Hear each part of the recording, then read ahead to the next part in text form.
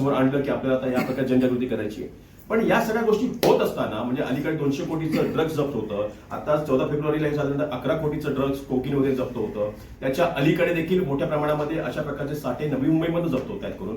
या नवी मुंबईमध्ये नक्की ड्रग्जचं रॅकेट कुठे आहे किंवा नवी मुंबईमध्ये ड्रग्जचं रॅकेट आहे का, हा त्या ठिकाणी सगळ्यात मोठा भाग. कारण की आज जर या पूर्ण मुंबई सारख्या शहरामध्ये आज नवी मुंबईमध्ये आल्यावरती हे सगळं जर सेंट्रल प्लेस असेल आणि त्याच्यातून मला असं वाटतं मग ठाणे असेल, मुंबई असेल, नजीकच्या शहरामध्ये असेल, त्या ठिकाणी असलेलं रायगड जिल्ह्यातलं उत्तर रायगड असेल, पनवेल असेल, वरुड असेल, तर या सगळ्या शहरामध्ये हे जे ड्रग्सचं सप्लाय हा जर होण्याचं केंद्रबिंदू नवी मुंबई असेल तर ही खरोखर चिंताजनक बाब आहे. ही खरोखर चिंताजनक बाब आहे. आणि मग जर या बाबतीमध्ये जर त्या ठिकाणी नवी मुंबई पोलीस म्हणजे एक नार्कोटिक्सकडनं कारवाई केली, ही फक्त एक कारवाई जर त्या ठिकाणी आपल्या समोर येत असेल तर मला असं वाटतं की कदाचित 11 असेल तर ते 1011 किलो एवढा मोठा ड्रग्ज त्या ठिकाणी असेल अशी माझी अधिक शंका आहे. कारण की जर आज एवढ्या ह्या कारवायाच्या समोर दिसत आहे, ह्या कारवाया त्यानंतर म्हणजे ज्या वेळेला 200 कोटीचं ड्रग्ज जप्त आलं, 11 कोटीचं ड्रग्ज जप्त आलं, या कारवाया ज्या वेळेला त्या ठिकाणी मुंबईमध्ये पोलीस आयुक्तांच्या कार्यालयामध्ये काही बैठका झाल्या होत्या, त्यातून ड्रग्स वरती एक मोठं त्या ठिकाणी कारवाई करण्यात यावी अशा प्रकारचं त्या ठिकाणी एक योजना आखली होती. त्याच्यानंतर नवी मुंबईमध्ये या कारवाया होऊ लागलेल्या आहेत. नवी मुंबईमध्ये या कारवाई होणं, नवी मुंबईमध्ये एवढ्या मोठ्या प्रमाणात ड्रग्स त्या ठिकाणी पकडलं जाणं, याचा अर्थ या नवी मुंबई हे केंद्र बनलेलं आहे. नवी मुंबई हे नशेचं केंद्र बनलेलं आहे. नवी मुंबई ज्या ठिकाणी आज एक स्वप्न पाहून एक माऊली आपल्या मुलाला एक भविष्य निर्धारित करण्याचा त्या ठिकाणी विचार करते, त्या नवी मुंबईमध्ये आज तिचं जे स्वप्न आहे ते स्वप्न या नशेच्या आहारी जाऊन भंग होताना दिसत आहे.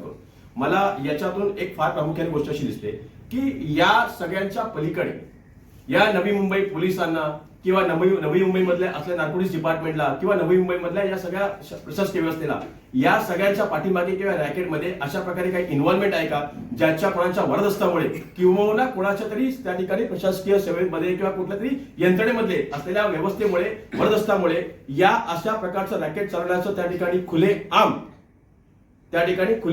जे त्या ठिकाणी एक आझादी स्वतंत्र त्या ठिकाणी या नवी मुंबई कोणा दिलंय का, याच्या बाबतीमध्ये या प्रेस कॉन्फरन्सच्या माध्यमातून बोलताना माझ्याकडे एक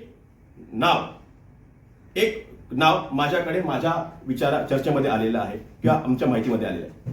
मी आज या नावाबद्दल बोलणार नाही, पण मी आज नवी मुंबई पोलिसांना खरोखर म्हणजे नशामुक्त करण्यापेक्षा नशेला सप्लाय करणार, बिकॉज व्हेरी इम्पॉर्टंट इज काय असतं की नशामुक्त करणं म्हणजे माझा एखादा चिमुकला, माझा एखादा मुलगा किंवा मुलगी एखाद्या नशेच्या आहारी गेली आणि त्याच्यातून त्याला बाहेर काढायचं आहे, त्याचं काउन्सिलिंग करायचं आहे, त्याला त्या ठिकाणी नशेतून मुक्त करून त्याला प्रबोधनाच्या माध्यमातून त्याला त्याच्यातून बाहेर आणायचं आहे. ह्या गोष्टीच्या पेक्षा फार महत्वाचं आहे की माझा मुलगा किंवा माझी मुलगी त्या नशेच्या आहारी जाता कामा नये. यासाठी जे चॅनल असतं किंवा जो सप्लाय असतो, सप्लाय बंद होणं गरजेचं आहे.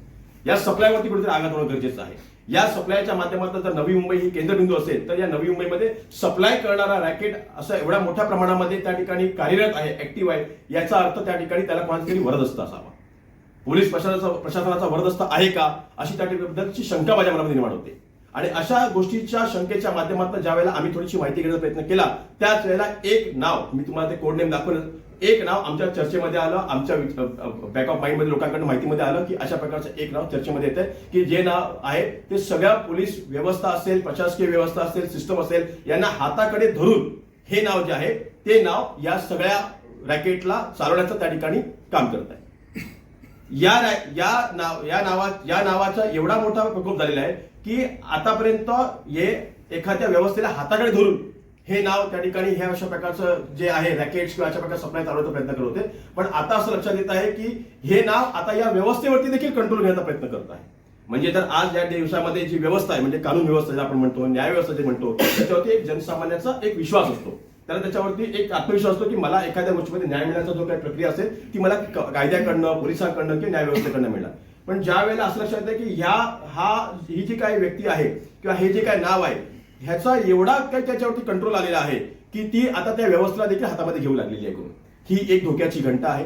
याचा अर्थ असं होईल उद्याच्या कदाचित तारखेमध्ये की आपण कारवाई दाखवत आहे, पण ही व्यक्तीला जर आज त्या ठिकाणी आपण त्याच्यावरती कारवाई नाही केली किंवा त्याला जर आपण नाही शोधलं तर उद्याच्या तारखेला एक मोठी त्या ठिकाणी समस्या किंवा एक मोठा त्या ठिकाणी प्रश्न या महाराष्ट्र शासनाच्या समोर आणि त्या ठिकाणी प्रशासनासमोर उभा राहील. करून या बाबतीमध्ये सांगत असताना त्या ठिकाणी एक नाव सातत्याने जे आहे ते समोर येत आहे.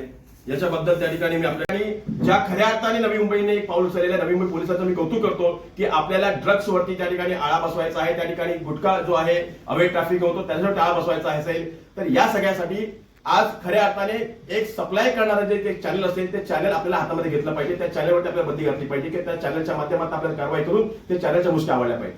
आज या प्रकारचं नाव या ठिकाणी खऱ्या अर्थाने या महाराष्ट्रामध्ये आज एक तेहलका मचवतोय. तेहलका. त्यामुळे माझं असं म्हणणं आहे, माझं असं त्या ठिकाणी मत आहे की आपल्यासमोर की नवी मुंबई पोलिसांनी या केपीला शोधावा. जर आज नवी मुंबई पोलीस या केपीला शोधत नाही तर येणाऱ्या काळामध्ये हा केपी कोण आहे ते आम्ही प्रशासनाच्या पत्रकारांच्या माध्यमातून नवी मुंबई पोलिसांना त्याची माहिती देऊ आणि त्याच्यातून मग माध्यमातून त्याच्यातून लक्षात येईल की जर तरी देखील नवी मुंबई पोलीस कारवाई करत असतील तर मग याच्या पाठीमागे कोण आहे, याच्या पाठीमागे खरोखर कोणाचा वरदस्त आहे का, याला कोणाचा त्या ठिकाणी साथ आहे का, हे त्या ठिकाणी मग आम्ही पत्रकारांच्या माध्यमातून नवी मुंबई पोलिसांना आणि प्रशासनाला आणि महाराष्ट्र शासनाला विचारू. हा माझा आजचा महत्वाचा विषय होता.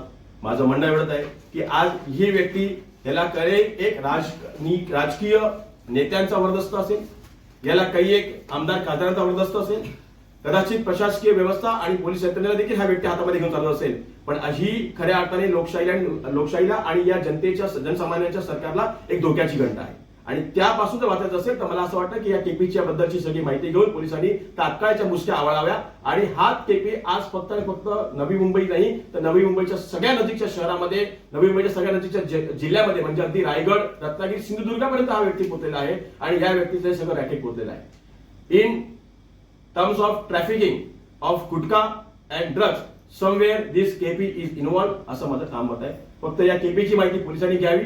जर पोलीस ही माहिती घेताना कमी पडत असतील किंवा पोलिसांनी माहिती घेता येत नसेल तर मग येणाऱ्या काळामध्ये आम्ही पत्रकारांच्या माध्यमातून कोण केपी आहे याच्याबद्दल नक्कीच खुलासा करू. हा माझा पहिला गंभीर विषय होता.